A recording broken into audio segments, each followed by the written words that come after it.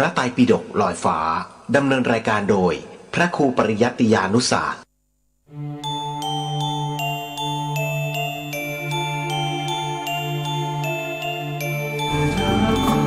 การเปลี่ยนแปลงยิ่งนัก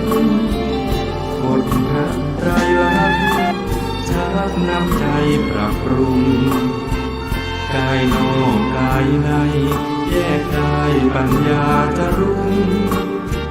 มรรคญาณเรื่องรู้เข้าเขตโสดาบัน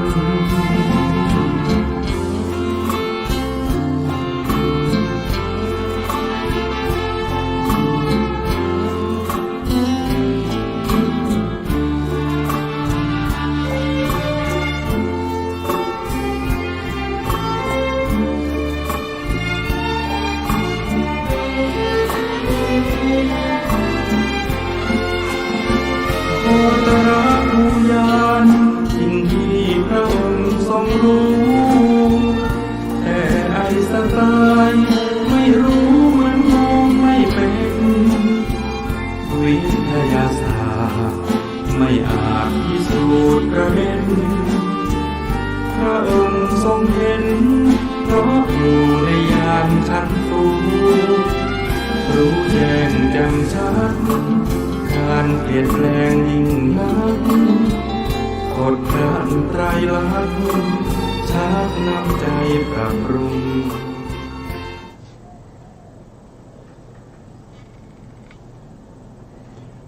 พุทธัง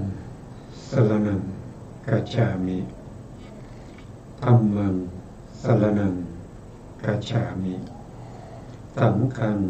สรณังกัจฉามิกราบนมัสการพระมหาเถระพระสังฆาธิการพระเถรานุเถระสวัสดีท่านผู้ฟังและผู้ชมทุกท่านที่ติดตามในรายการพระไตรปิฎกลอยฟ้าครั้งนี้เป็นครั้งที่5ในเรื่องของ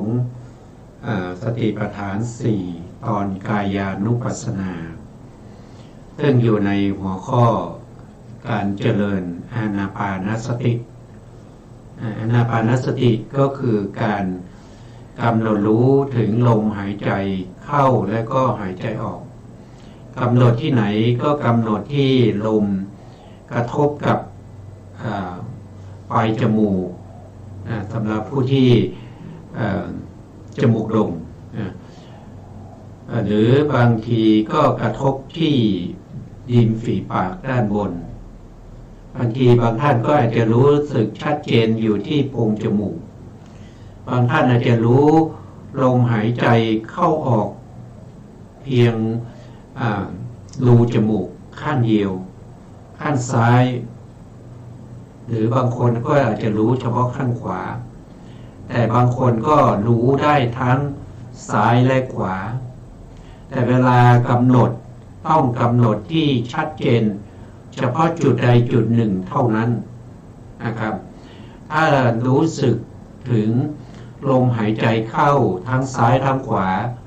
ก็ให้กำหนดรู้เฉพาะด้านใดด้านหนึ่งที่ชัดเจนกว่าเช่น ถ้ากำหนดลมหายใจที่กระทบปลายจมูกด้านซ้ายนั่นแสดงว่าปรากฏชัดเจนที่ด้านซ้ายหรือบางทีก็ปรากฏชัดเจนที่ด้านขวาก็กำหนดตรงที่ด้านขวาอย่ากำหนดไปซ้ายทีขวาทีนะครับปลายจมูกทีบนริมฝีปากทีหรือว่าไปกำหนดที่โพรงจมูกทีอย่ากระโดดไปกระโดดมานะครับอย่าเปลี่ยนไปเปลี่ยนมาการเปลี่ยนไปเปลี่ยนมาจะทำให้สมาธิเกิดช้าหรือบางทีไม่เกิดเลยนะครับต้องกำหนดรู้เฉพาะจุดใดจุดหนึ่งนะครับตรงริมฝีปากปลายจมูกหรือโพรงจมูกด้านซ้ายหรือด้านขวาก็แล้วแต่ที่ปรากฏชัดเจนนะครับต้องกำหนดอย่างนี้นะถ้าเรากำหนดไปซ้ายทีขวาทีหรือว่า ที่โพรงจมูกทีนะครับหรือว่าริมฝีปากทีหนึ่งมันก็จะทำให้การปรากฏชัดเจนของอารมณ์มันไม่ชัดเจนเพราะฉะนั้นสมาธิมันก็จะไม่ค่อยจะชัดเจนเท่าไหร่ครั้งที่แล้วเราก็พูดถึงในเรื่องของพูดไปจนถึงว่าผู้ที่ได้อานาปานสติเข้าถึงฌานต่างๆนะครับไม่ว่าจะเป็นปฐมฌานทุติยฌานตติยฌานจตุตถฌานโดยส่วนมากเนี่ยผู้ที่เจริญอานาปานสติเนี่ยท่านก็จะเจริญให้ได้ถึงจตุตถฌานนะครับแล้วก็มาใช้เป็นบาตในการเจริญวิปัสสนาดังที่ได้กล่าวไปนะครับเมื่อใช้ในการเจริญวิปัสสนาก็จะทำให้สมาธิที่เรากำลังกำหนดอยู่นั้นปรากฏชัดเจนนั่นก็คือหมายถึงว่าเวลาเราถอยออกจากอานาปานสติหรือเรียกว่าปัญจมฌานหรือจตุตถฌานแล้วแต่ว่าจะใช้ในเหตุภาพที่ทำก็เป็นปัญจมฌานถ้าในเหตุพระสูตรก็จะเป็นจตุตถฌานตรงที่เป็นอุปจารสมาธิจากอัปปนาแล้วก็ถอยมาเป็นอุปจารสมาธิก็มีกำลังมากสมาธิมีกำลังมากก็เป็นเหตุเป็นปัจจัยให้เกิดปัญญาก็ตามรู้ถึงองค์ฌานนะครับองค์ฌานถ้าเป็นฌานสี่ก็จะมีองค์ฌานสองนั่นก็คืออุเบกขากับเอกคตาก็กำหนดรู้ตรงนั้นจนองค์ฌานนะครับปรากฏชัดเจนแก่จิตนะครับว่าลักษณะของวิตกลักษณะของโทษทีนะไม่ใช่วิตกลักษณะของอุเบกขาเป็นอย่างไรนะครับแล้วก็เอกคตาเป็นอย่างไรกำหนดถึงลักษณะนะครับกำหนดถึงกิจเมื่อลักษณะคือเครื่องหมายที่บ่งบอกถึงวิตกอีกแล้วถึงลักษณะของอุเบกขาแล้วก็เอกคตาชัดเจนเมื่อไหร่นะครับพร้อมด้วยกิจของอุเบกขาแล้วก็เอกคตาต่อจากนั้นก็จะตามหาว่านะครับว่าองค์ฌานทั้งสองเนี่ยเกิดขึ้นได้อย่างไรมาจากไหนยังไงก็ไปหาปัจจัยนะครับปัจจัยที่ทำให้เกิดว่าวิตกวิจารนั้นเป็นเจตสิกที่อาศัยเกิดกับจิตนะครับมีจิตเป็นที่อาศัยเกิดนะครับแล้วก็จิตนั้นอาศัยที่ไหนก็อาศัยหทัยวัตถุเพราะจิตกับเจตสิกเกิดพร้อมกันนะครับเกิดพร้อมกันอาศัยซึ่งกันและกันเราเรียกว่าเป็นอัญญมัญญปัจจัยเกิดพร้อมกันแล้วก็มีหทัยวัตถุนั้นเป็นเหตุใกล้ให้เกิดจิตนะครับให้เกิดจิตถ้ารู้อย่างนี้ก็สามารถที่จะตามเห็นลักษณะไปเรื่อยๆจนในที่สุดเนี่ยเราก็สามารถที่จะเห็นความเกิดขึ้นตั้งอยู่ดับไปเข้าถึงพระไตรลักษณ์นะครับกำหนดรู้พระไตรลักษณ์อยู่เนืองๆจนพระไตรลักษณ์นั้นนะครับเห็นพระไตรลักษณ์โดยความเป็นอะไรเป็นโทษหน้าเบื่อหน่ายนะครับแล้วก็คิดและก็หาทางออกไปจากรูปนามนั้นแล้วก็วางเฉยต่อรูปนามนั้นเข้าถึงโคตภูญาณเข้าถึงมรรคญาณนะครับก็ได้มรรคนะครับแล้วก็ได้ผลแล้วก็มีปัจเจเวคขณาญาณนะครับดำเนินการอย่างนี้อยู่4รอบรอบที่1เป็นโสดาบันรอบที่2ก็เป็นสกทาคามีรอบที่3ก็เป็นอนาคามีรอบที่4ก็เป็นพระอรหันต์ก็จะบรรลุพระอรหันต์นะครับตามระดับนี้เป็นช่องทางแห่งการเจริญวิปัสสนาของผู้ที่เป็น ฌานลาภีบุคคลฌานลาภีบุคคลก็คือได้ฌานก่อนแล้วใช้ฌานเป็นบาตในการเจริญวิปัสสนาจนได้เป็นพระอรหันต์รูปหนึ่งนะครับจนได้เป็นพระอรหันต์รูปหนึ่งในข้อธรรมข้อที่282นะครับข้าพเจ้าสดับมาแล้วอย่างนี้นะครับบทว่าอิติอัจฉตังวาอัจฉตังนี้คือภายในนะครับภายในอิติก็เป็นศัพท์อย่างนี้นะครับอย่างนี้ก็คือพิสูจน์นั้นนะครับพิจารณาเห็นกายในกายคือลมหายใจลมหายใจเข้าออกอันนี้เขาในลักษณะข้อนี้เนี่ยท่านไม่ได้พูดถึงว่าได้ฌานนะครับท่านตามเห็นกายในกายด้วยการหายใจออกแล้วก็หายใจเข้าคือเจริญวิปัสสนาโดยตรงไม่ได้ใช้ฌานเป็นบาตนะครับก็ตามเห็นลมหายใจเข้าออกอย่างนี้เห็นว่าลมหายใจเข้ากับลมหายใจออกนั้นคือกายภายในเป็นภายในเพราะอะไรเพราะว่าลมหายใจเนี่ยจัดเข้าในประเภทที่เป็นกายสังขารทำไมจัดเข้าเป็นกายสังขารก็เพราะว่าถ้าไม่มีลมหายใจจะตั้งอยู่ไม่ได้นะรูปนี้ตั้งอยู่ไม่ได้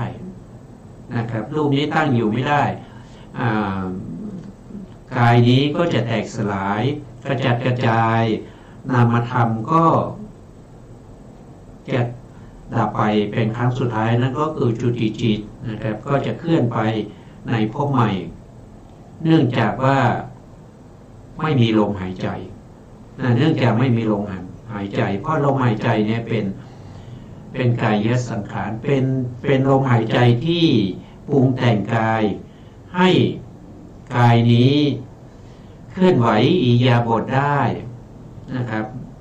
เคลื่อนไหวอิริยาบถไม่ว่าจะเป็นอิริยาบถใหญ่อิริยาบถย่อยลมหายใจทั้งหมดเนี่ยก็ขึ้นอยู่กับลมนะครับขึ้นอยู่กับลมที่เข้าและออกแล้วก็ยังมีลมหายใจที่เป็นปริเฉทรูปเป็นลมที่อยู่ทั่วสารพันกายนั่นก็เป็นเขาเรียกว่าเป็นจิตตชวายุเป็นจิตตชวายุที่ทำให้เกิดการเคลื่อนไหวนะครับอาศัยลมหายใจเข้าออกด้วยนะครับประกอบกันอันนี้จึงถือว่าการรู้ลมหายใจเข้าและลมหายใจออกนี้เป็นกายในกายด้วยเป็นกายภายในก็คือเราตามเห็นลมหายใจของเราที่เข้าออกนั้นก็เป็นกายภายในกายก็เป็นอัจฉตะก็คือเป็นธรรมภายในนะครับเป็นธรรมภายในก็คือในตัวของเรานี้นะไม่ใช่ตัวของผู้อื่นนะครับของตนนะครับของตนไม่ใช่ของผู้อื่นไม่ใช่ของนายกนายขอแต่เป็นของผู้ที่กำลังกำหนดรู้ถึงลมหายใจเข้าออกนั้นเป็นของคนนั้นนะครับต่อไปในบทที่ว่าพาหิทาวาความว่าพิจารณาเห็นกายในกายคือลมหายใจเข้าออกของผู้อื่นนะครับคือเราจะไปพิจารณาเห็นลมหายใจเข้าออกเนี่ยก็ด้วยการอนุมานนะครับด้วยการอนุมานเราไม่สามารถที่จะไปกำหนดรู้ได้ว่าเขากำลังนั่งเจริญอานาปานสติเนี่ยเขากำลังกำหนดลมหายใจเข้าที่ปลายจมูกหรือว่าบนลมฝีปากหรือว่าในโพรงจมูกด้านซ้ายด้านขวาที่ใดที่หนึ่งเราไม่สามารถรู้ได้แต่เรารู้ว่าเขาหายใจเข้าออกเขาหายใจเข้าออกโดยอนุมานจากที่เราหายใจเข้าออกเราหายใจเข้าออกอย่างไงนะครับบุคคลอื่นก็หายใจเข้าออกอย่างนั้นนะครับไม่แตกต่างกัน นะแต่เป็นของผู้อื่นไม่ใช่ของเราเรียกว่าเป็นพาหิทาพาหิทะคือภายนอกจากตัวเราเป็นของผู้อื่นนะครับอันนี้ก็เป็นการหายใจเข้าออกของผู้อื่นนะคือเราต้องทำของเราให้ปรากฏชัดเจนก่อนของเราปรากฏชัดเจนจนสามารถที่จะเมื่อหายใจปุ๊บก็รู้ทันทีเลยรู้ทันทีเลยว่าอันนี้เป็นการหายใจเข้าหายใจออกเป็นกายสังขารเป็นกายภายในกายภายในกายรู้ว่ามันเป็นกายภายในกายก็เพราะว่าการกระทบเนี่ยมันเป็นส่วนย่อยของกายส่วนใหญ่เช่นกระทบที่โพรงจมูกด้านซ้ายเนี่ยมันเป็นส่วนหนึ่งของระบบทางเดินของหายใจลมหายใจทั้งหมดเลยนะตั้งแต่ปลายจมูกไปนะครับเข้าไปในหลอดลมนะแล้วก็เข้าไปในปอดเข้าไปในปอดเนี่ยพวกนี้มันเป็นโครงมันเป็นระบบการหายใจเพราะฉะนั้นกายลมที่กระทบกับปลายจมูกด้านใดด้านหนึ่งด้านซ้ายด้านขวาอันนั้นเป็นกายส่วนย่อยของระบบทางเดินหายใจทั้งหมดเลยทำให้มีลมหายใจเข้าไปในปอดนะครับในปอดก็จะทำหน้าที่ในการที่จะบีบอัดลมหายใจนะครับเวลาที่ขยายตัวลมก็จะเข้าไปใช่ไหมครับลมก็จะเข้าไปแต่เราไม่ได้ตามลมเข้าไปถึงปอดนะครับเรากำหนดรู้เฉพาะที่ลมกระทบที่ปลายจมูกนะครับหรือว่าบนริมฝีปากดังที่ได้กล่าวมาแต่เมื่อปอดนั้นบีบตัวนะครับลมหายใจนั้นก็จะออกมาการที่ปอดนั้นเขาสามารถที่จะขยายตัวแล้วก็บีบอัดลมเนี่ยก็เพราะอะไรก็เพราะว่ามันมีลมอยู่ในทั่วสารพันกายนะครับเราเรียกว่าเป็นปริเฉทรูปที่อยู่ในช่องระหว่างลูกกะลาในปอดนั้นนะครับก็จะทำงานได้ยังไงก็เพราะว่ามีจิตใช่ไหมมีจิตนี้เป็นสมุฏฐานทำให้จิตตชาวายโยเขาเรียกว่าเป็นจิตตชาวายโยที่อยู่ที่ปอดเนี่ยทำการขยายตัวก็ดึงลมเข้ามาเวลาบีบตัวก็ให้ลมออกไปอันนั้นก็เป็นลมเหมือนกันแต่เป็นเขาเรียกว่าเป็นจิตตชาวายโยเป็นจิตตชาวายโยทำให้เกิดการเคลื่อนไหวของร่างกายของอวัยวะต่างๆแต่ลมที่เราพูดถึงเป็นอานาปานสติก็คือลมที่หายใจเข้าก็เนื่องด้วยจิตตชาวายโยเหมือนกันถ้าปอดไม่ทำงานปอดไม่ทำงานคือจิตไม่ได้ทำจิตตชรูปไม่ได้ทำการไม่ได้มีการทำให้วาโยคือลมที่อยู่ทั่วสารพางกายเกิดการบีบอัดที่ปอดลมหายใจเข้าออกก็ไม่มีลมหายใจเข้าออกก็ไม่ได้ใช่ไหมเมื่อลมหายใจเข้าออกไม่ได้กายนั้นก็ตั้งอยู่ไม่ได้เพราะเราไม่ได้เข้าฌานอยู่ฌานสี่เราไม่ได้เป็นคนดำน้ำเราไม่ได้เป็นคนที่อยู่ในครรภ์ของแม่เพราะฉะนั้นเราต้องหายใจนะครับเราต้องหายใจเพราะฉะนั้นเนี่ยก็จะต้องมีส่วนเกี่ยวข้องกันไม่ใช่อยู่หายใจเข้าออกได้เป็นธรรมดาปกติไม่ใช่มันมีเหตุและปัจจัยมันเกี่ยวข้องกับรูปและนามนะครับรูปนั้นคือจิตนะครับจิตที่ทำครั้งที่แล้วได้ศึกษาไปหลายคือจะอยู่ในปริเฉดที่7นะครับอยู่ในปริเฉดที่7ที่พูดถึงรูปปรมัตถ์ในรูปปรมัตถ์เนี่ยมี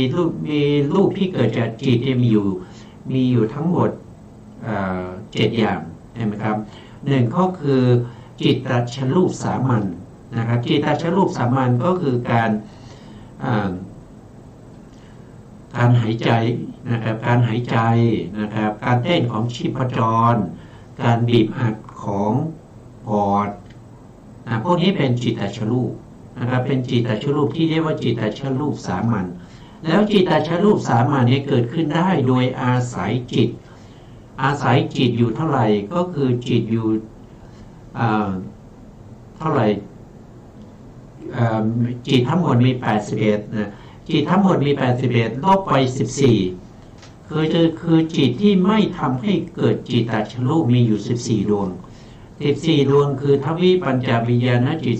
10แล้วก็อ่านรูปวิปากจิตอีก4นะครับก็ลบออกไป89นะ89จิตทั้งหมด89ลบด้วย14ก็เหลืออยู่75เพราะฉะนั้นจิต75เนี่ยทำหน้าที่เขาเรียกว่าเป็นทำให้เกิดจิตตชรูปสามัญนะครับเกิดจิตตชรูปสามัญเพราะนั้นก็อาศัยจิตด้วยจิตนี้ก็เป็นปัจจัยด้วยนะครับในการที่จะหายใจเข้าออกได้แล้วในการหายใจเข้าออกได้พร้อมทั้งรูปด้วยระบบทางเดินของรูปทั้งหมดเนี่ยถ้าว่าโดยระบบหายใจทั้งหมดนี้มาจากไหนก็มาจากการราชกายมาจากการราชกายที่เป็นตัวได้มาตั้งแต่ปฏิสนธิ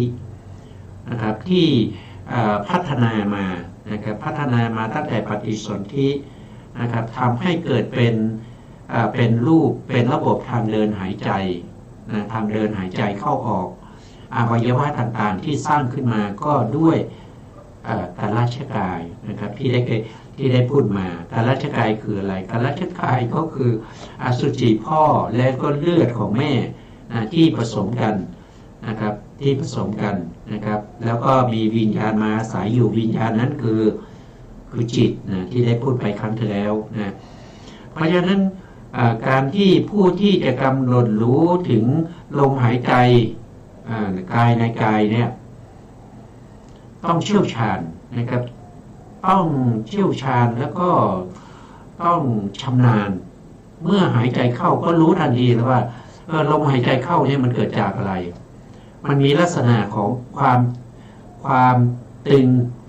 นะครับความหย่อนที่กระทบกับร่างกายคือโพรงจมูกตรงโพรงจมูกนั้นมีกายประสาท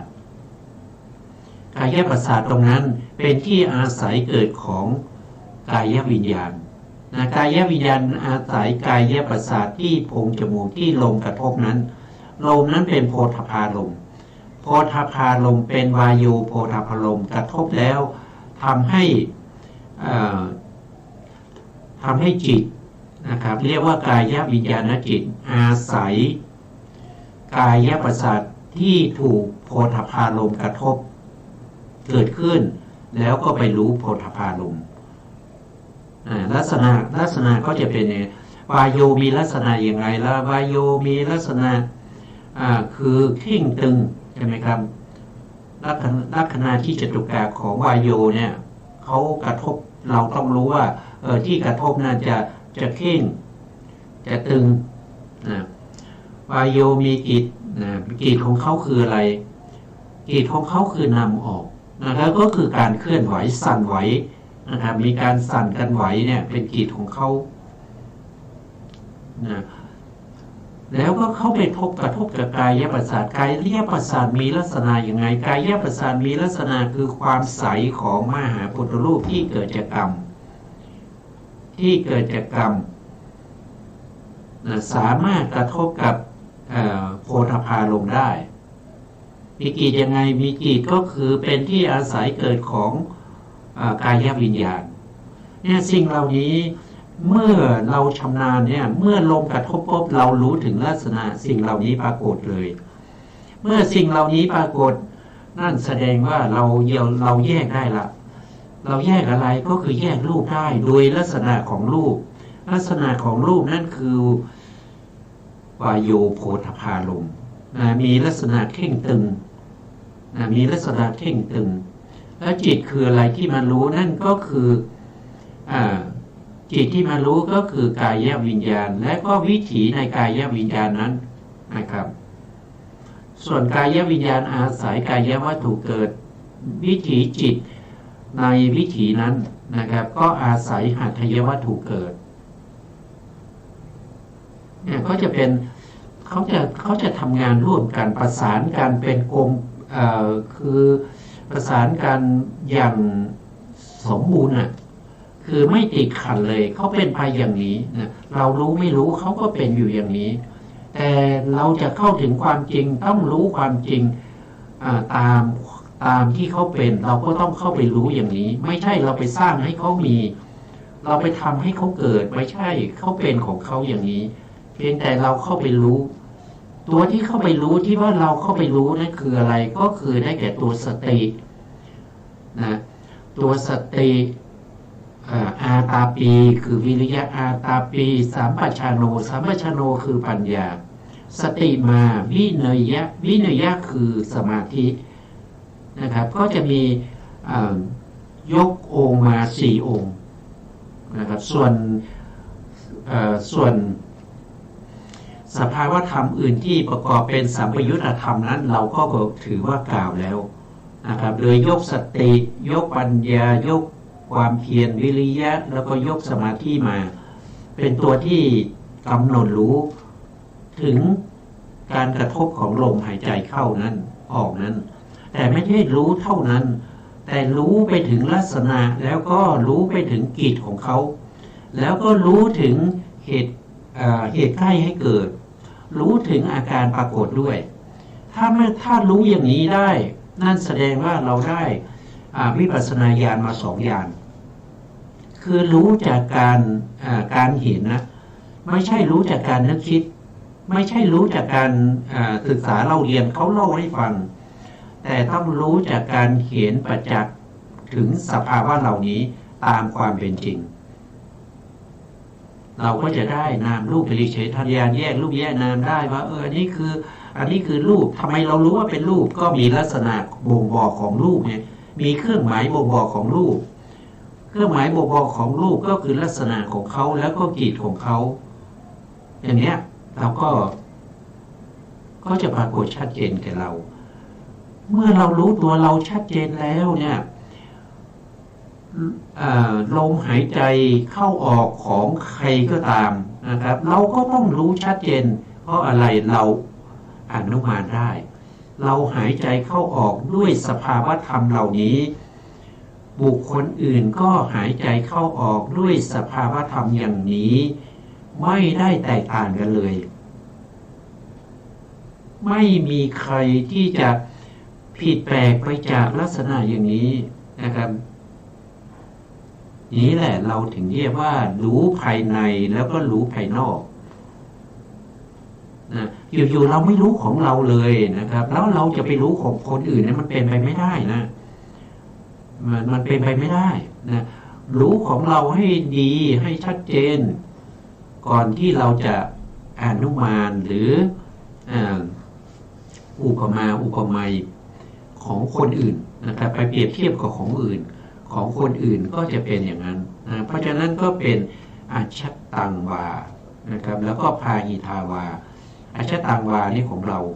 พาหิทาวาของผู้อื่นคือของคนที่นอกจากเราใครก็ได้นะใครก็ได้นะทุกคนเป็นอย่างนี้หมดนะครับนอกจากคนที่ตายไม่หายใจนอกจากคนที่ดำน้ำที่ไม่หายใจนอกจากคนที่อยู่ในครรภ์นะครับแล้วก็นอกจากคนที่เข้าฌาน4จตุตถฌาน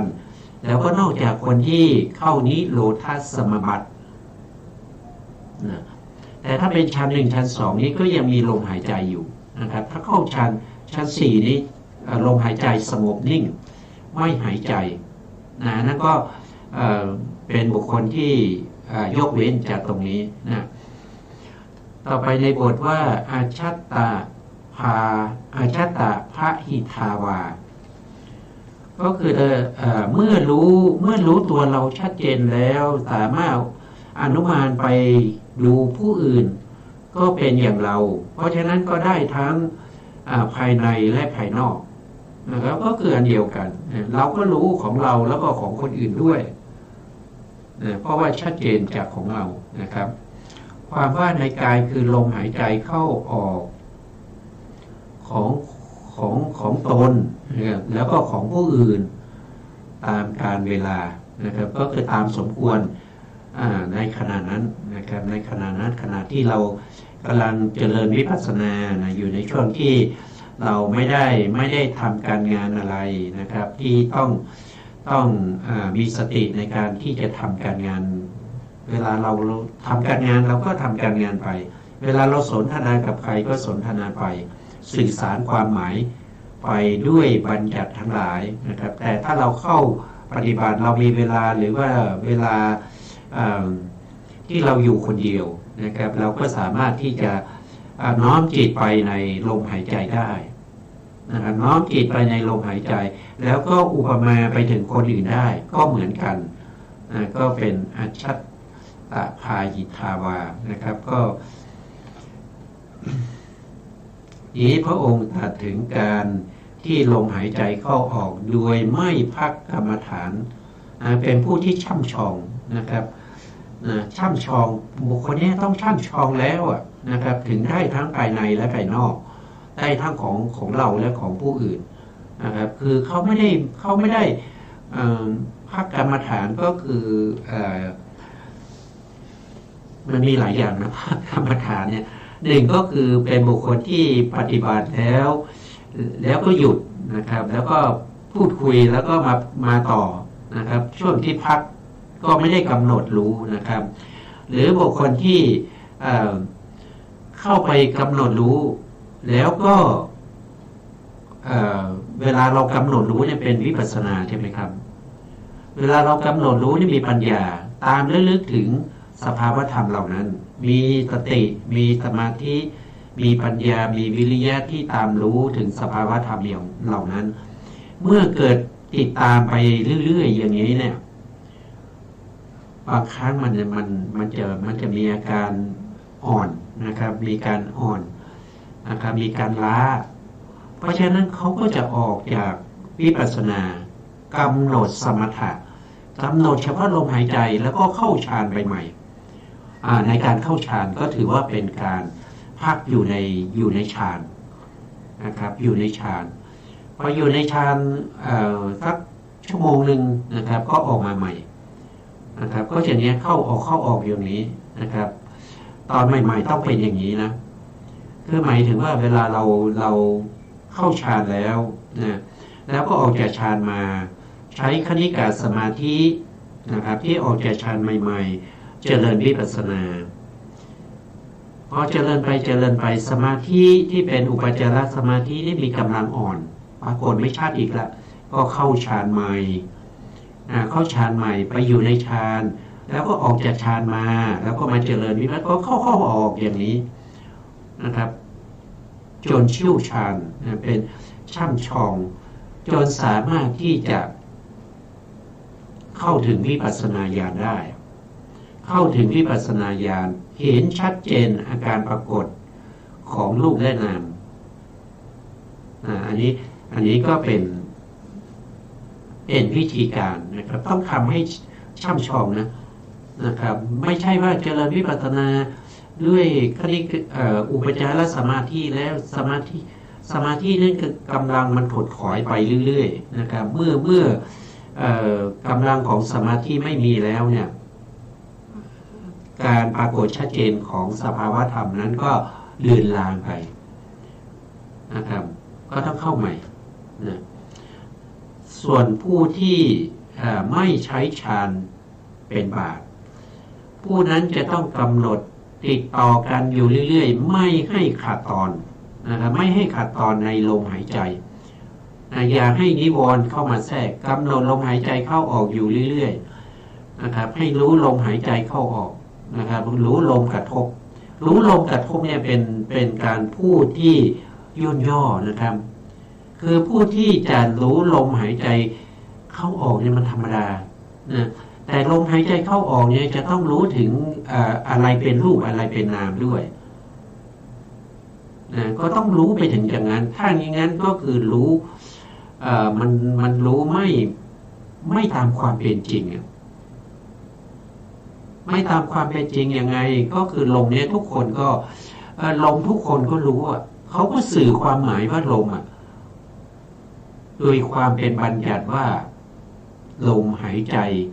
นะลมหายใจเข้าลมหายใจออกนี่มันก็เป็นสัทธาบัญญัตินะแต่ตัวจริงๆที่มันเป็นตัวลมหายใจจริงที่มันเป็นปรมัตถ์ที่มันเป็นความจริงนั้นเราไม่รู้อ่ะถ้าเราไม่รู้ลักษณะนะครับเราไม่รู้ลักษณะแล้วเราไม่รู้กิจของเขาเนี่ยเราจะเข้าถึงความเป็นจริงของลมหายใจไม่ได้เราจะเข้าถึงความเป็นจริงของกายประสาทหน้าตรงนั้นไม่ได้เราจะเข้าถึงความเป็นจริงของกายวิญญาณจิตไม่ได้แล้วก็จิตในวิถีที่เป็นมโนทวาราวชนะจิตที่ทำหน้าที่ในการอาวชนะนะครับในการทำหน้าที่อาวชนะอารมณ์แล้วก็ชวนะที่เกิดขึ้นเกิดดับ7 ขณะ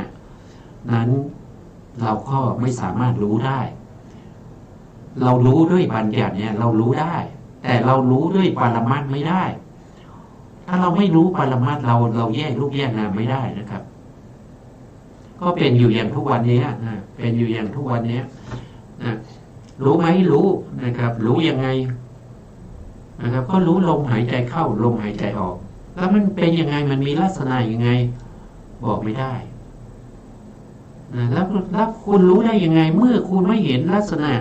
ใช่ไหมคุณไม่เห็นคุณไม่เห็นด้วยการประจักษ์เนี่ยคุณก็รู้ได้ยังไงว่าอะไรเป็นรูปอะไรเป็นนามที่คนรู้มานะมันคือรู้มาจากการศึกษาเล่าเรียนรู้มาจากการได้ยินได้ฟังได้รู้มาจากคนอื่นเล่าให้ฟังอันนั้นก็เป็นส่วนหนึ่งแต่ตัวจริงๆท่านไม่เห็นตัวจริงๆท่านไม่เห็นท่านไม่สามารถเข้าถึงได้เพราะท่านไม่รู้ลักษณะไม่รู้กิจนะครับแล้วก็เมื่อรู้ลักษณะรู้กิจให้ช่ำชองให้ชำนาญก็ถึงจะรู้ว่าสิ่งเหล่านี้มันมีเหตุมันมีปัจจัยให้เกิดมันก็จะเป็นขั้นตอนไปนะ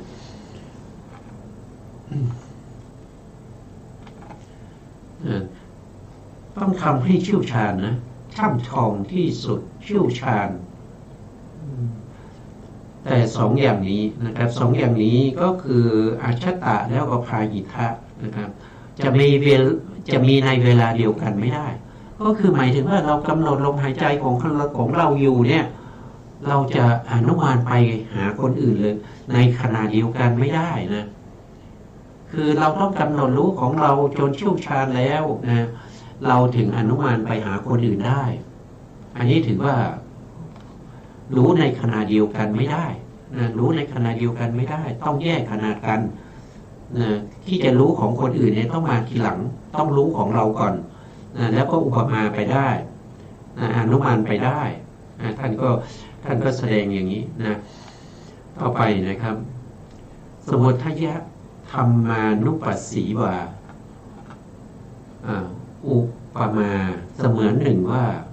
อาศัยทางรูปสุขนะสุขนี่คือรูปสุขแล้วก็อาศัยทางสุขของช่างทองทางก้านสุขก็คือหมายถึงว่าช่างทองเนี่ยเขากำลังเผาทองนะครับโดยการที่จะทำสนิมทองให้ออกจากทองเนี่ยก็ต้องมีการเผาใช่ไหมในการเผาเนี่ยก็จะต้องมีการติดไฟนะเมื่อไฟติดแล้วไฟนั้นจะต้องเพิ่มอุณหภูมิให้สูงขึ้นด้วยการสูบลมนั้นก็จะไปเป่าอะไรก็คือไปเป่าทำให้ไฟนั้นมันมีความร้อนมากขึ้นเพื่อจะไปเผาทองไล่สนิมของทองหรือว่าจะไปเททองไปหล่ออย่างอื่นนะท่านก็บอกว่าเหมือนกับลูกสุกกับก้านสุกอันนี้คือสมุทัยะนี่คืออะไรสมุทัยะนี่คือเหตุนะเหตุของธรรมานุปัสสีวานะครับก็คือเหตุที่ทำให้เกิด เกิดการหายใจเข้าออกหายใจออกเหล่านี้นะความว่าอุปมาเหมือนหนึ่งอาศัยลูกสูบกับก้านสูบของนายช่างทองนะครับที่พยายามอันจะให้เกิดสองอย่างนั่นก็คือการสูบตัวลูกสูบและก็ก้านสูบลมจึงเข้านะลมจึงเดินไปนะเข้าไปในกายได้นะครับอาสาสะนะครับอาสาสะปัสสาสะของภิกษุอาศัยกายและกาลชกายนะครับก็ท่านก็เปรียบเสมือนว่าตัวก้านสูบลูกสูบแล้วก็อาศัยความเพียรของนายช่างทองนะครับที่ทำให้เกิดลมหายใจเข้าและก็ลมหายใจออกหายใจเข้าแล้วก็หายใจออกก็คือลูกสูบและก้านสูบนั้นก็เหมือนกับกาลชกายกับโครงจมูกก็คือทางเดินของลมหายใจลมหายใจเข้าและลมหายใจออกและจิตก็คือเป็นตัวที่ทำให้เกิดการเคลื่อนไหวของปอดเกิดการบีบอัดของถุงลมถุงลมในปอดทั้งหลายเนี่ยเกิดการบีบอัดขึ้นมาทำให้ลมนั้นสามารถเข้าและก็ออกได้แต่ถ้ามีจิตมีปอดถ้าไม่มีโครงจมูกนะครับไม่มีโพรงจมูกไม่มีทางเดินของลมเนี่ยมันก็สัญจรไม่ได้เหมือนกันนะครับสิ่งเหล่านี้จะประกอบกันเป็นเหตุเป็นผลกันเป็นเหตุเป็นผลเป็นเหตุธรรมทั้งหลายมีกายเป็นต้นนะครับเป็นสมุทัยก็คือเป็นเหตุภิกษุเมื่อพิจารณาธรรมเหล่านั้นนะครับเรียกว่าพิจารณาเห็นธรรมคือความเกิดขึ้นของกายความเกิดขึ้นของกายมีอยู่ความเกิดขึ้นของกายมีอยู่ในบทว่าวายะธรรมานุปัสสีวาความว่าเมื่อกายแตกดับเมื่อกายแตกดับโครงโพรงจมูกโหว่และเมื่อจิตดับซึ่งชื่อว่ากายคืออาสาสะและปัสสาสะจักสัญจรไม่ได้ก็คือถ้าไม่มีระบบทางเดินลมนะครับไม่มีปอดไม่มีปอดไม่มีถุงลมแล้วก็ไม่มีจิตที่ทำหน้าที่ในการที่จะทำให้จิตตชะวาโยทำงานนะครับทางเดินของลมก็ไม่มีเพราะฉะนั้นการหายใจเข้าและหายใจออกจะมีไม่ได้เหมือนกับเมื่อลูกสูบถูกนำออกไปก้านสูบก็ถูกทำลายไปแล้วนะครับก็ไม่มีใครที่จะสามารถที่จะสูบลมในกระบอกสูบเพื่อจะไปเผาทองได้ลมนั้นจะเดินฉะนั้นเฉพาะฉะนั้นนะครับก็คือจะต้องเป็นไปในระบบอย่างนี้นะลมหายใจออกและลมหายใจเข้าดับไปเพราะกายเป็นต้นแตกไปอันนี้ก็ชัดเจนนะครับลมหายใจเข้าลมหายใจออกจะมีได้ก็ต้องมีระบบทางเดินของลมเมื่อระบบทางเดินของลมถูกทำลายการหายใจเข้าหายใจออกก็มีไม่ได้ภิกษุเมื่อพิจารณาเห็นอยู่อย่างนี้พระองค์จึงตรัสเรียกว่าพิจารณาเห็นธรรมคือความดับแห่งกายอันนี้ท่านเข้าสู่วิปัสสนาแล้วนะครับวิปัสสนาที่โดยตรงนะครับเพราะว่าญาณที่หนึ่งที่เห็นลักษณะแล้วก็เห็นกิจเนี่ยอันนั้นเป็นวิปัสสนาโดยการเขาเรียกว่าเป็นปริยายนะครับยกเข้ามาเพราะยังไม่มีอาการที่เป็นพระไตรลักษณ์ ยังมองไม่เห็นความเกิดดับของลมหายใจเหล่านั้นอันนั้นก็เป็นอะไรก็คือเป็นวิปัสสนาญาณที่หนึ่งและญาณที่สองไม่มีรูปนามที่เกิดขึ้นตั้งอยู่นะครับความเกิดขึ้นตั้งอยู่ดับไปนี้เป็นอารมณ์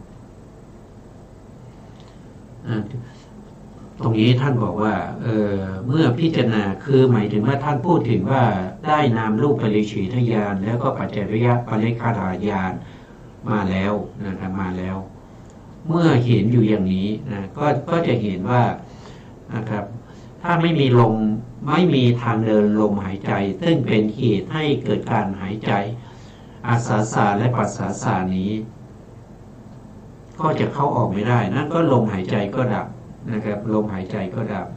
นั่นก็แสดงว่าผู้นี้พิจารณาเห็นถึงความดับไปของกายนะบทว่าสมุทัยวยธรรมานุปัสสีพิจารณาเห็นโดยความเกิดตามกาลเวลาความดับไปตามกาลเวลาอันนี้ก็เมื่อไม่มีทางเดินหายใจนะครับลมหายใจเข้าออกก็มีไม่ได้นะครับก็ต้องพิจารณาไปตามลำดับอย่างนี้เมื่อมีทางเดินลมหายใจสมบูรณ์นะครับแล้วก็มีจิตด้วยนะครับจิตนั้นก็ทำหน้าที่ในการที่จะให้จิตชาวายุนะครับทำหน้าที่อยู่นะครับก็จะทำให้ลมหายใจเข้าออกได้ตามเวลานั้นนะอัตถิกายโยวาปัสสนาความว่าสติเป็นอันเธอเข้าไปตั้งไว้อย่างนี้ตรงนี้ตั้งไว้น่าจะเป็นตั้ง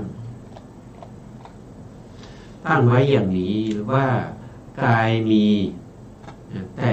ไม่ใช่สัตว์ไม่ใช่สัตว์กายเนี่ยมันไม่ใช่สัตว์ไม่ใช่บุคคลไม่ใช่หญิงไม่ใช่ชายไม่ใช่อัตตาไม่ใช่สิ่งที่เนื่องด้วยอัตตาไม่ใช่เราไม่ใช่ของเราไม่ใช่ใครไม่ใช่ของใครนะต้องมีสตินะสติที่เข้าไปตั้งแล้วก็ต้องตั้งไว้อย่างนี้ว่ากายเนี่ยมันไม่ใช่สัตว์ไม่ใช่บุคคลไม่ใช่หญิงไม่ใช่ชายแต่การที่เข้าไปตั้งได้อย่างนี้ให้เห็นด้วยการประจักษ์ว่าสิ่งเหล่านี้ไม่ใช่สัตว์ไม่ใช่บุคคลนะมันไม่ใช่ว่าเราจะคิดให้มันไม่ใช่สัตว์ไม่ใช่บุคคลไม่ใช่อย่างนั้นคือต้องเข้าไปเห็นลักษณะนะครับถ้าเราไปเห็นลักษณะของโพธพารมณ์เนี่ยลักษณะของโพธพารมณ์มันไม่ใช่สัตว์นี่มันไม่ใช่ผู้หญิงผู้ชายนี่ใช่ไหมมันไม่ใช่บุคคลน่ะมันไม่ใช่อัตตามันไม่ใช่อัตตาของเรามันเป็นแต่โพธพารมณ์มันเป็นไปตามเหตุตามปัจจัยโพธพารมณ์เนี่ยใช่ไหมโพธพารมณ์ที่กระทบเนี่ยมันเป็นเหตุเป็นมันเป็นไปตามเหตุตามปัจจัยมันไม่ใช่เราถ้าเราไม่เห็นลักษณะของโพธพารมณ์เราก็ยึดถือว่าเราหายใจเข้าเราหายใจออกอยู่ดีนะครับตอนนี้เราหายใจได้สะดวกตอนนี้เราหายใจไม่สะดวกเพราะว่าเราเป็นหวัดนะครับตอนนี้เราหายใจไม่ค่อยออกเนื่องจากว่าเราไม่สบายอย่างนี้มันเป็นเราหมดนะแต่ถ้าเราไปเห็นลักษณะของลมหายใจนะครับว่าวายุโพธพารมณ์มีลักษณะของความตึงความหย่อนจิตของเขาก็มีหน้าที่ในการที่กระทบกับโพธพารมณ์โทษทีจิตของเขานั่นก็คือมีหน้าที่กระทบกับกายประสาทแล้วก็เป็นอารมณ์ให้แก่จักขุวิญญาณ แล้วก็ในทวารที่เป็นจักขุวิญญาณวิถีทั้งวิถีแล้วก็ยังไปเป็นอารมณ์ให้แก่มโนทวารวิถีอีกถึง4 วิถีก็จะเป็นอย่างนี้เราก็จะเราจะไปเอาความตึงลักษณะของโพธพารมณ์เนี่ยไอ้ตึงนี้เป็นเรามันไม่ใช่ตัวตึงตัวหย่อนๆนี่มันไม่ใช่เราอ่ะมันไม่ใช่เรานะครับมันเป็นแต่สภาวะของโพธพารมณ์ใช่ไหมโพธพารมณ์ที่กระทบกับปลายจมูกอย่างเงี้ยแต่ถ้าเราไม่เห็นลักษณะนั้นเราจะยึดว่าสิ่งเหล่านี้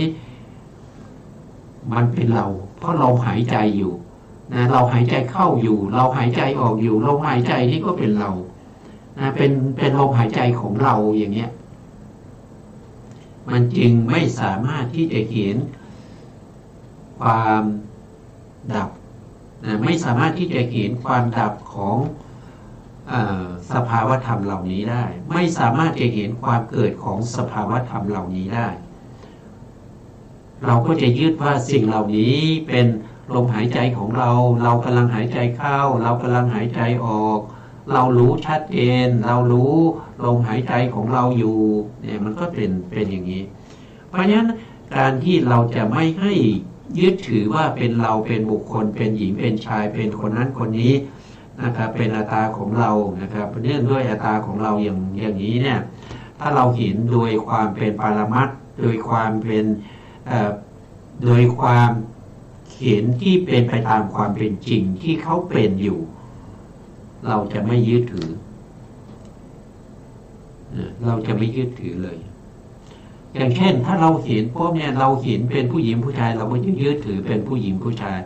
แต่ถ้าเราเห็นสีแค่จุดเดียวอย่างเนี้ยตลอดวิถีทั้ง5 วิถีที่เห็นสีแค่จุดเดียวเนี่ยจากขุทวารวิถีแล้วก็อาติตะมโนทวารวิถีนี่เกิดทางมโนทวารแล้วก็สมุหะคหานาวิถีอัฏฐคหานาวิถีนะครับแล้วก็สัทธะนะครับคหานาวิถีเราจะไม่ยึดถือว่าจุดเดียวเนี่ยสีนั้นเรายังไม่รู้เลยเราเห็นแค่จุดสีแต่เรายังไม่รู้ว่าสีแดงสีเหลืองเพียงแต่เป็นสีจุดเดียวเท่านั้นเราจะไม่ยึดถือว่าเป็นเราเพราะเราเห็นตามความเป็นจริงและตัวเห็นก็ไม่ใช่เรามันคือจักขุวิญญาณนะครับเช่นเดียวกันลมหายใจที่เข้าลมหายใจที่ออกนะตัวที่รู้ลมหายใจเข้าหายใจออกนั้นก็ไม่ใช่เราคือกายวิญญาณก็คือจิตนั่นเองจิตเขาไม่ได้บอกว่าเป็นเรา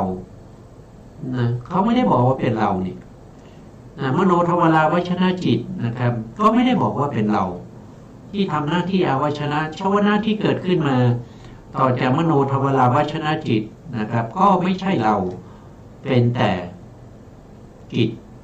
เป็นแต่ชวนาจิตเท่านั้นเองก็จะเป็นไปอย่างนี้นะครับถ้าเราไม่เห็นอย่างนี้นะเราจะยึดถือว่าลมหายใจของเรากำลังหายใจเข้าเรากำลังหายใจออกหายใจลมหายใจเราหายใจไม่สะดวกอะไรพวกนี้ก็เป็นเราอยู่ดีนะครับคำว่ายาวะเทวะนี้เป็นคำกำหนดชี้ขาดประโยชน์มีคำอธิบายว่าสติที่เข้าไปตั้งไว้นั้นไม่ใช่เพื่อประโยชน์อย่างอื่นที่แท้แล้วเพื่อความรู้เท่านั้นนะครับก็คือรู้ตามความเป็นจริงนะสติที่เข้าไปตั้งก็คือเพื่อจะให้รู้ตามความเป็นจริง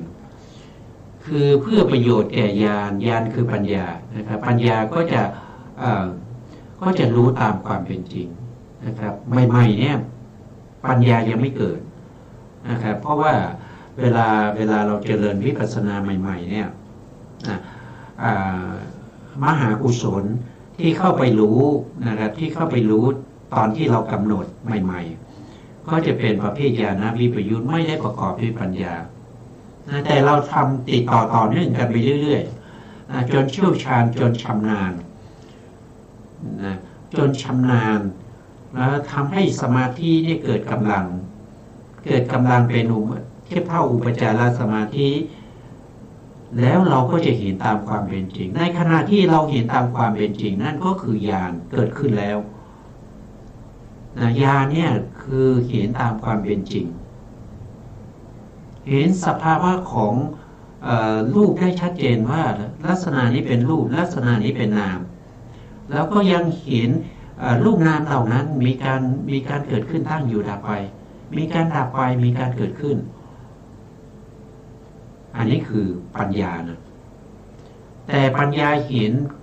สติเห็นไหมสติก็เห็นเพราะสตินี่เกิดร่วมกับปัญญาสติเกิดร่วมกับปัญญาแล้วก็สติและปัญญาที่เห็นได้อย่างนี้ต้องมีความเพียรมีอาตาปีมีความเพียรที่จะกำหนดติดต่อเนื่องกันไปเรื่อยๆเป็นอนุปัสสนาอนุตามนึกตามเห็นหนึ่งอนุปัสสนาตามเห็นหนึ่ง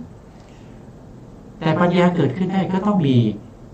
สมาธินะสมาธิต้องเข้าถึงระดับอุปจารสมาธิถ้าสมาธินั้นไม่มีกำลังเป็นแค่คณิกะสมาธิเป็นแค่ขณะแล้วก็ดับไปเนี่ยไม่เห็นตามความเป็นจริงอาจจะเห็นด้วยการนึกคิดได้แต่เห็นด้วยการประจักษ์ตามความเป็นจริงนั้นไม่ได้เพราะฉะนั้นต้องอาศัยซึ่งกันและกันและเพื่อต้องการสติเป็นประมาณอธิบายว่าต้องมีสติและสัมปชัญญะให้เจริญเนี่ยสัมปชัญญะก็คือตัวปัญญาสัมปชัญญะเนี่ยคือปัญญานะครับ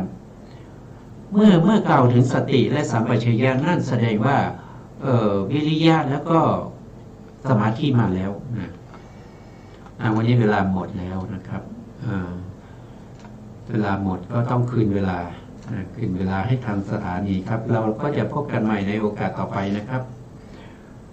สุดท้ายนี้ขอกราบขอบคุณพระครูสมุทรวิศววรกิจโจผู้อำนวยการสถานีวิทยุเพื่อการศึกษาพระพุทธศาสนาและวัฒนธรรม